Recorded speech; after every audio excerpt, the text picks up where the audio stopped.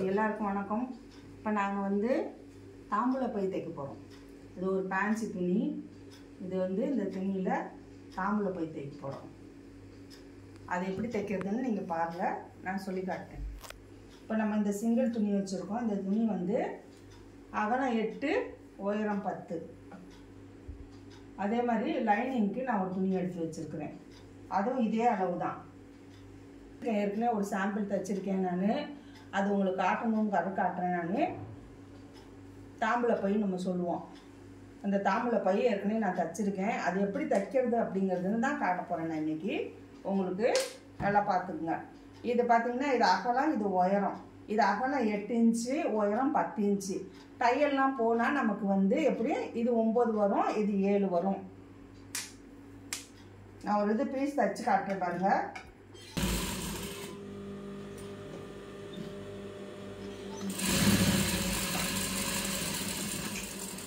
இது ஃப்ரீயாக இருக்கிறதுனால, சில்க்கு ஃப்ரீயாக இருக்கிறதுனால 2 தையல் கூட போட்டுக்கலாம். இது பிரியறதுக்கு வாய்ப்பு. வெயிட்டான துணினாக்கா தெரியாது உங்களுக்கு. இது லேஸ்டன். அதே மாதிரி இதுக்கு ஒரு லைனிங் வச்சுருக்கேன். இந்த லைனிங்கை அதே மாதிரி நான் அடிச்சுக்கிறேன்.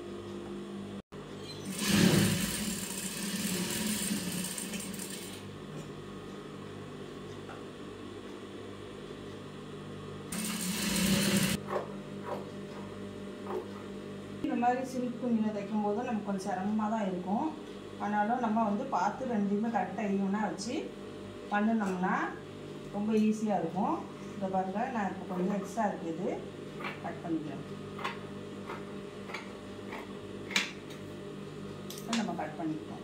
இப்போ ரெண்டுமே ஒரே ஈவனாக நம்ம கட் பண்ணிக்கிறோம். நீங்கள் பண்ணினாவே தெரியும்.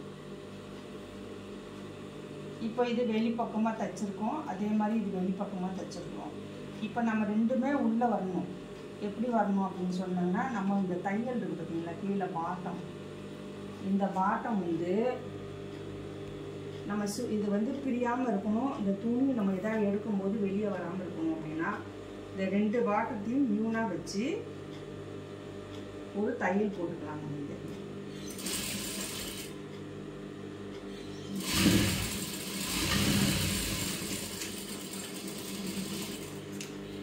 வச்சு நம்ம ஒரு தையல் போட்டுக்கிறோம். இது பார்த்தீங்கன்னா பாருங்க, இது உள் பக்கம், இது உள் பக்கம். அப்போ இப்போ திருப்பினோம்னா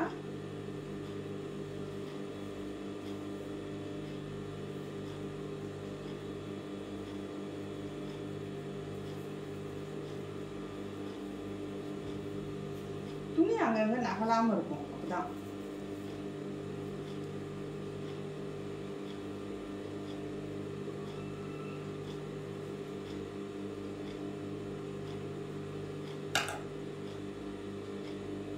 வந்து உள் துணி நம்ம ஏதாவது பொருள் எடுக்கும்போது இப்படி வெளியில் அந்த பீஸும் வந்துடும் ஒரு சில இடத்துல. அப்போ அந்த மாதிரிலாம் வராமல் இருக்கிறதுக்காண்டி தான் நம்ம இந்த தையல் போட்டுருவோம். அப்படி ஒரு தையல் போட்டால் ரொம்ப ஸ்ட்ராங்காகவும் இருக்கும். அந்த பீஸ் எங்கேயுமே நகலாமல் கொள்ளாமல் இருக்கும். இதை கொஞ்சம் இந்த கார்னர்லாம் எடுத்து விட்டுக்கலாம். நம்ம தையல் போடணும். ரொம்ப ஈஸியான வேலை தான் பார்க்கறதுக்கு. ஆனால் நீங்கள் துணி கட் பண்ணிவிட்டு அது தைக்கும் போது நமக்கு கொஞ்சம் சிரமமாக தான் இருக்கும்.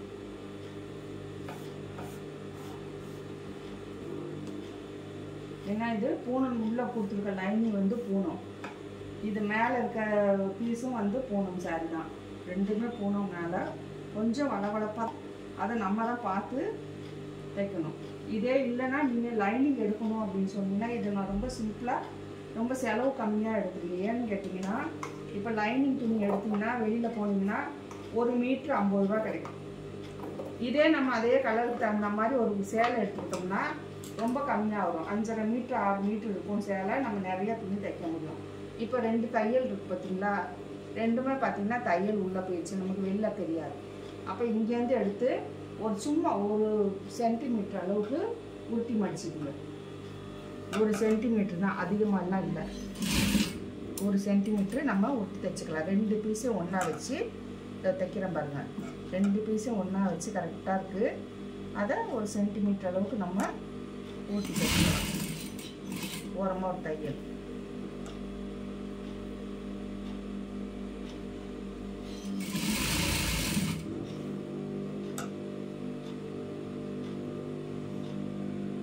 இதை வந்து பொட்லி பேக் அப்படின்னு கேட்டிங்கன்னா இதில் போட்டிங்கன்னா கூகுள்லாம் போட்டிங்கன்னா வச்சுங்க பொட்லி பேக்னு வரும். நம்ம வந்து தாம்பூல பை அப்படின்னு சொல்கிறோம். ஏன் தாம்பூல பை அப்படின்னு சொல்கிறோம் அப்படின்னா ஒரு மங்களகரமான விஷயமாக்கு தான் நம்ம இதெல்லாம் பயன்படுத்துவோம். கல்யாணம், ஒரு நிச்சயதார்த்தம், கல்யாணம், ரிசப்ஷனு, அப்புறம் காது குத்து, குழந்தைக்கு பேர் வைக்கும்போது அதுக்குள்ளே கல்யாணம் அப்படின்னு சொன்னால் தேங்காய் பழம், வெத்தலைப்பாக்கு, பூ, சில குடும்பங்கள்லாம் வந்து மஞ்சள்லாம் கூட வைப்பாங்க. இப்போ பார்த்தீங்கன்னா தெரியும். இது தாராளமாக ஒரு தேங்காய் வைக்கலாம், ஒரு லட்டு, மைசூர் பாக்கு மாதிரி, வெத்தலைப்பாக்கு, பூ அந்த மாதிரி வச்சு கொடுக்கலாம். இதை நான் ஏற்கனவே இந்த மாதிரி தைக்கணும். அப்போ நமக்கு பார்த்திங்கன்னா உள்ள பிசுறு எதுவுமே இருக்காது. பார்த்திங்கன்னா தெரியும், எங்கேயுமே பிசுறு இல்லை, தையலும் தெரியாது. இது கொஞ்சம் நீட்டாக இருக்கும். அது இல்லாத இப்போ நான் வந்து இந்த சுருக்கு எப்படி வைக்கிறது, இந்த சுருக்கு எப்படி தைக்கிறது அப்படிங்கிறது காட்டுறேன். இது வந்து இப்போ இதே நூல் போட்டால் உங்களுக்கு கஷ்டமாக இருக்குமா என்னன்னு தெரியல, ஆனாலும் நான் உங்களுக்கு போட்டு காட்டுறேன். இப்போ பார்த்தீங்கன்னா இங்கேருந்து வந்து ஒரு 1.5 இன்ச்சுக்கு மார்க் பண்ணிக்கணும்.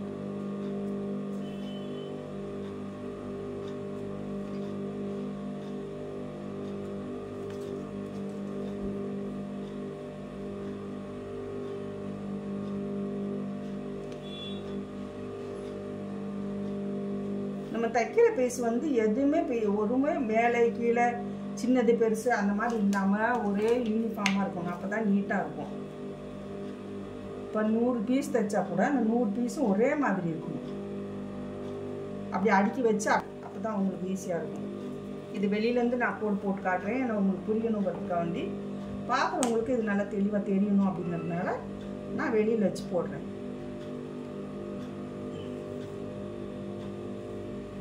பாருங்கள், இப்படி போட்டோம்னா நமக்கு ரொம்ப ஈஸியாக இருக்கும் 1.5 இன்ச்சுக்கு.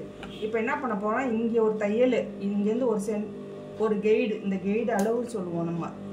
இங்கே ஒரு தையல், இங்கே ஒரு தையல், இது நடுவில் இருக்கும் இந்த தையல். இப்போ இவ்வளோ போட்டோமா அப்படின்னு சொன்னோம்னா ஒரு பின்னு போகுதுலையே, பின்ன போகிற அளவுக்கு நம்ம இந்த கேப்னா ஒரு 1.5 சென்டிமீட்டர் அந்த மாதிரி வரும்.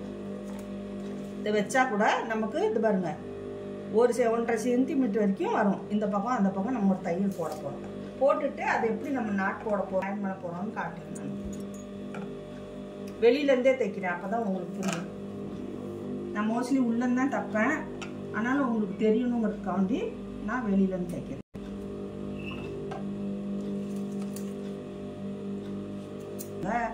உங்களுக்கு கோர்க்கிறதுக்கு ஈஸியாக இருக்கும்.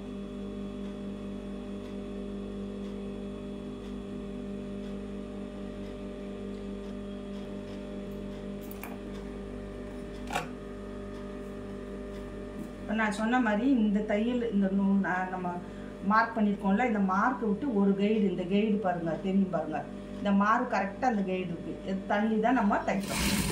கரெக்டாக தைச்சிக்கிட்டே வந்தோம்னா ஈவனாக இருக்கும். அந்த தையலும் நமக்கு தெரியும். பிள்ளைலாம் கொஞ்சம்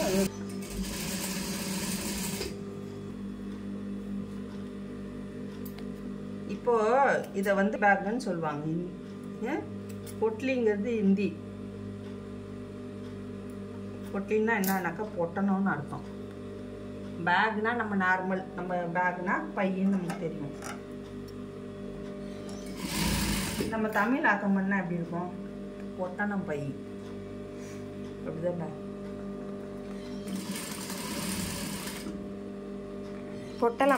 பொட்டலை பை கரெக்டா. சுருக்கு பையினா அது ஒன் சைடு மட்டும்தான் இருக்கும், நாட்டு இருக்கும். அது சுருக்கி அந்த வெத்தலை பாக்கு பார்த்தீங்கன்னா நான் இங்கே ஒரு தையல் இங்கே ஒரு தையல் போட்டேன். இப்போ தெரியல, இப்போ நம்ம கோர்த்தப்ப ஊக்குச்சிருக்கேன்.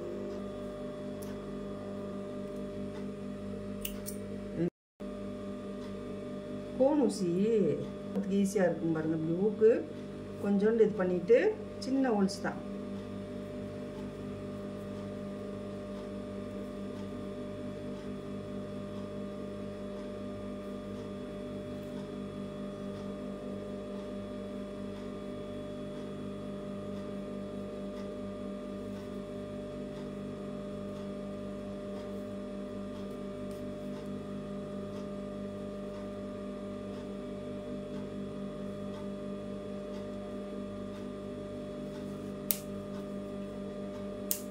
நீங்கள் கோர்த்த பக்கமே கொண்டு வந்துடணும். பார்த்தீங்கன்னாவே தெரியும். அதில் கூட வெள்ளை மணி போட்டிருக்கேன். இந்த மாதிரி ஒரு மணி கூட வச்சு நீங்கள் போட்டுக்கலாம்.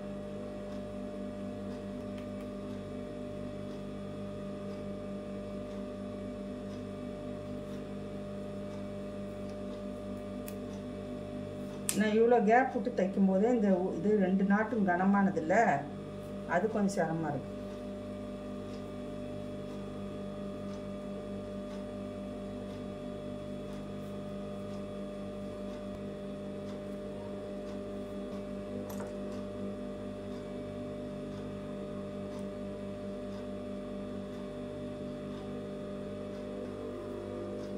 இதை பாருங்க போட்டோம் பாருங்க. இப்போ நம்ம வந்து இந்த சுருப்பு அழகா இருக்குதா, இதில் அழகாக நம்ம வந்து போட்டு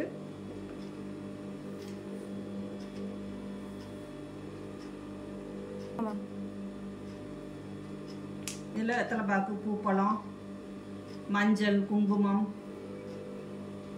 அதனால தான் இது மங்களகரமாக இருக்கிறனால தான் இதில் போடக்கூடிய பொருட்கள்லாம் மங்களகரமான பொருட்கள் அப்படிங்கிறதுனால தான் அந்த தாம்பூல பை அப்படின்னு சொல்லி வந்திருக்கு. நம்ம பெரும்பாலும் தாம்பூல பை தான் சொல்கிறோம். ஹிந்திக்காரங்க தான் அந்த பொட்லி பேக்குன்னு சொல்லுவாங்க. நீங்கள் ஹிந்திக்காரங்க கடையில் போய் பொட்லி பேக் சொன்னால் தான் அவங்களுக்கு தெரியும், தாம்பூல பையெல்லாம் தெரியாது. நம்ம தைக்கும் போது யூனிஃபார்மாக ஒரு 2 ஒரே ஜாயிண்டாக இருக்கிற மாதிரி எவ்வளோ பீஸு 100, 1000 கூட தைச்சிங்கனாலும் எல்லா பீஸும் ஒரே மாதிரி ஈவனாக இருக்கணும். அப்போ தான் நமக்கு வந்து வசதியாக இருக்கும், பார்க்குறவங்களுக்கு நீட்டாக இருக்கும், அழகாக இருக்கும். ஒன்று சின்னதாக இல்லை இப்படி குட்டையாக பெருசாக அந்த மாதிரி இருந்துச்சுன்னா பார்க்குறவங்க வாங்கவும் மாட்டாங்க. ஒரே மாதிரி இருக்கும். அதே மாதிரி இந்த பூ பார்த்திங்கன்னா மேல் பக்கம் பார்க்குற மாதிரி நான் வச்சுருக்கேன். 2 பீஸ்லேயுமே அதே மாதிரி தான் வச்சுருக்கேன்.